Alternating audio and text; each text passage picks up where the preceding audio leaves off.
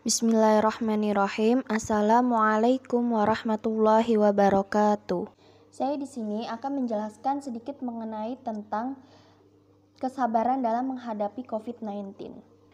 Wabah virus corona menguji semua kapasitas kita sebagai manusia. COVID-19 menyebar amat cepat, sudah ratusan ribu orang terinfeksi di seluruh dunia. Puluhan ribu nyawa tewas akibat virus mematikan itu.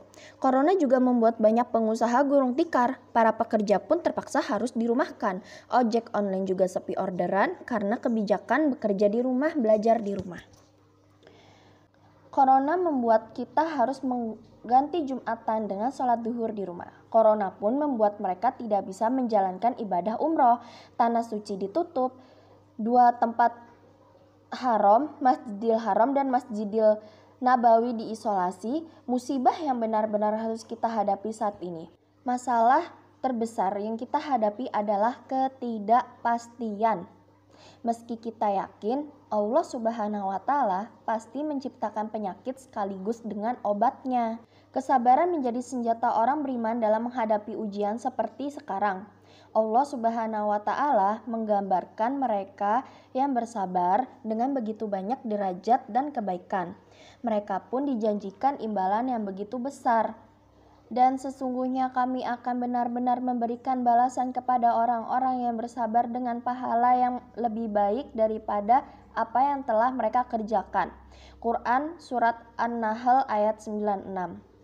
Tidak ada upaya pendekatan kepada Allah Subhanahu wa Ta'ala, melainkan pahalanya ditentukan oleh dihitung kecuali sabar. Allah menjanjikan sesungguhnya Allah bersama orang-orang yang sabar. Quran Surat Al-Baqarah ayat 153. Sabar adalah sebuah ungkapan mengenai teguhnya motivasi agama dalam menghadapi motivasi hawa nafsu. Faktor agama ini merupakan segala yang mengantar manusia pada petunjuk. Faktor tersebut yakni makrifat kepada Allah dan Rasul-Nya. Pun makrifat mengenai berbagai kemaslahatan yang berhubungan dengan akibat-akibat perbuatan.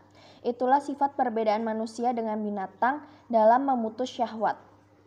Sementara itu, motivasi hawa nafsu merupakan pelampiasan syahwat sesuai dengan tuntunannya. Maka dari itu, barang siapa yang menahan amarahnya untuk terus menentang syahwatnya, ia termaksud dalam golongan orang-orang bersabar.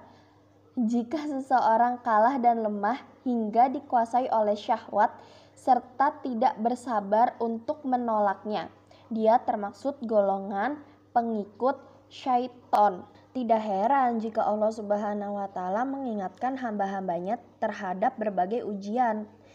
Wahai orang-orang yang beriman, janganlah harta-harta kalian dan janganlah pula anak-anak kalian melalaikan kalian dari zikir kepada Allah. Quran Surat Al-Munafikun ayat 9. Menurut Imam Ghazali, kesabaran itu memiliki kedudukan yang paling tinggi.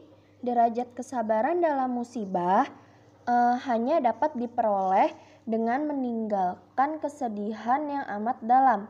Ada kalanya mereka menangis dengan meraung-raung sehingga menyalahkan takdir atas musibah yang dialaminya. Kesabaran membuat kita menjauhi perbuatan tersebut.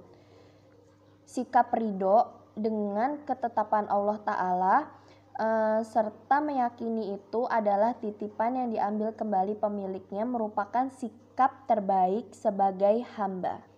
Sekian penjelasan dari saya, kurang lebihnya saya mohon maaf, semoga bermanfaat. Ihdinas siratal mustaqim. Assalamualaikum warahmatullahi wabarakatuh.